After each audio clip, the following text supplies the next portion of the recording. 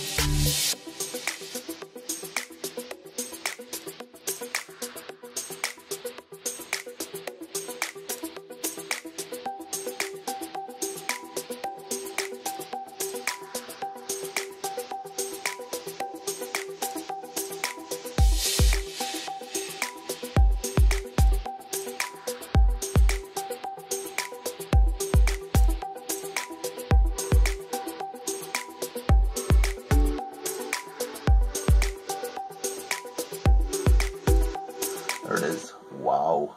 I mean, come on. Fantastic. So I used to make lots of red IPAs back in the day.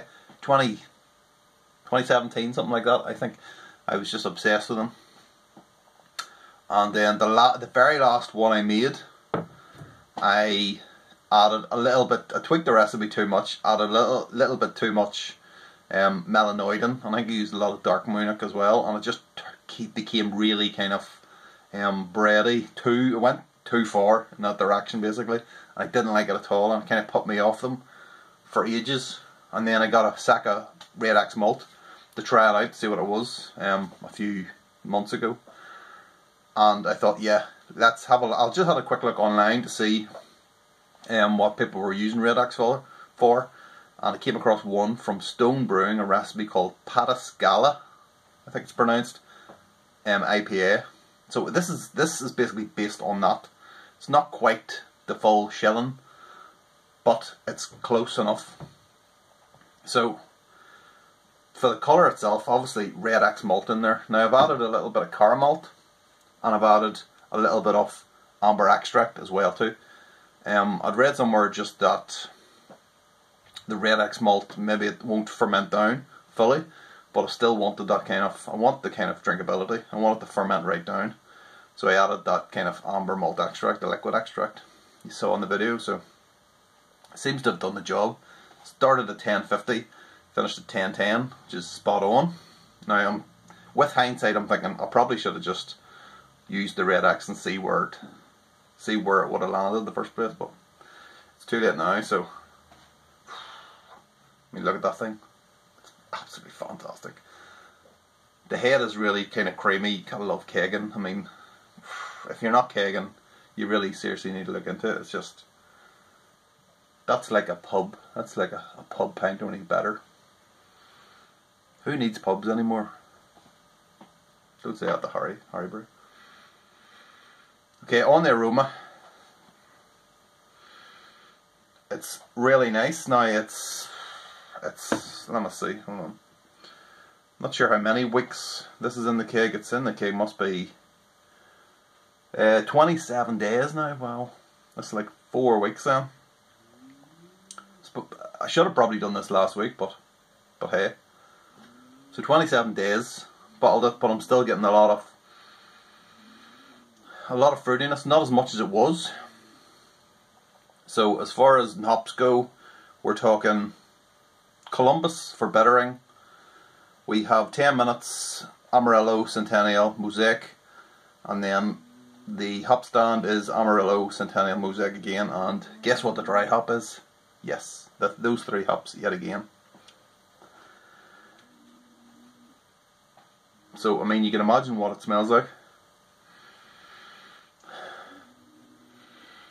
It smells really kind of, it's citrusy and it's kind of, but it's got this kind of, I think it's like a kind of pineapple-y type of aroma to it, probably from the Mosaic. Very nice indeed.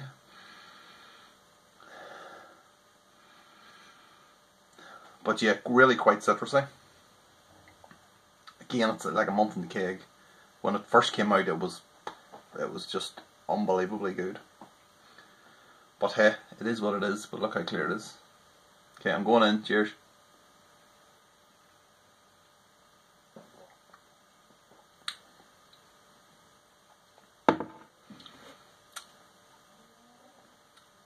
The body is spot on. Is exactly what I wanted.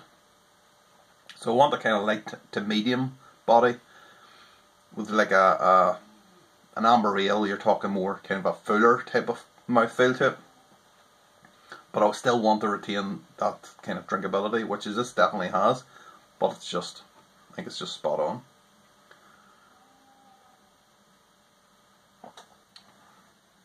Bitterness is just, I mean, it's 45 IBU, which I'm finding is kind of the sweet spot. So it's got enough bitterness to keep it interesting, but not enough to kind of go off into, you know, into insanity levels. It's only 5% as well too, so obviously if it was a bit bigger I would maybe push the IBU up a little bit.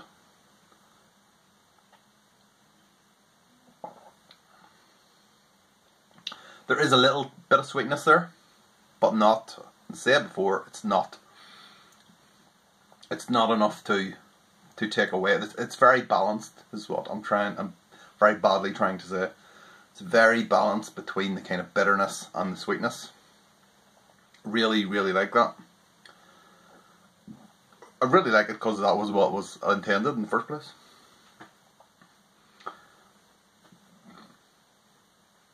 Well carbonated as well. Excuse me.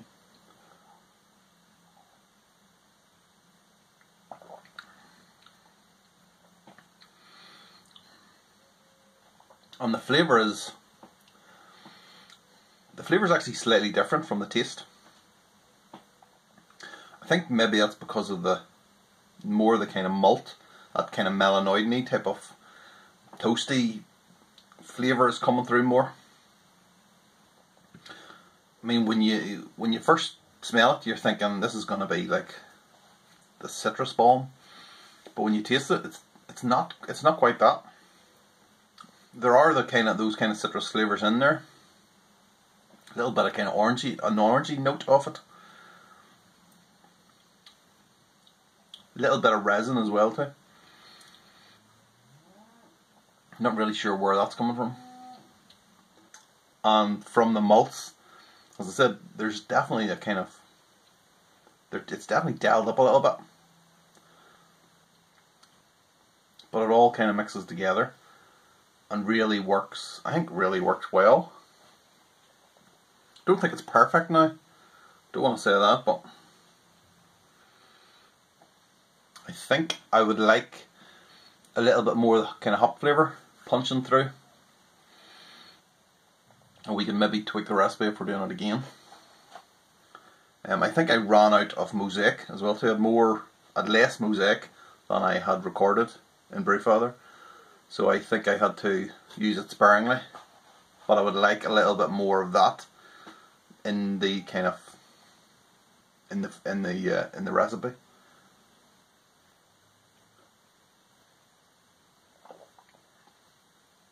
But it's really nice, very drinkable, really very drinkable, and just a nice bitterness on it.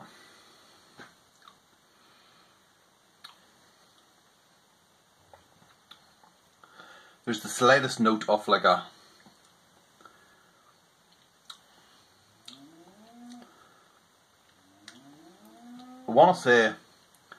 I don't want to say licorice, because that's way too strong, but it's that kind of, there's a tiny note of something. I don't know how to describe it, but I think it's just the kind of hops and the malts working together in perfect harmony, side by side on my beer taps and stuff. Yeah. Okay. All in all, that is a really good beer. I really like it. It's different. It's not a hop bomb, but it's not really malt either.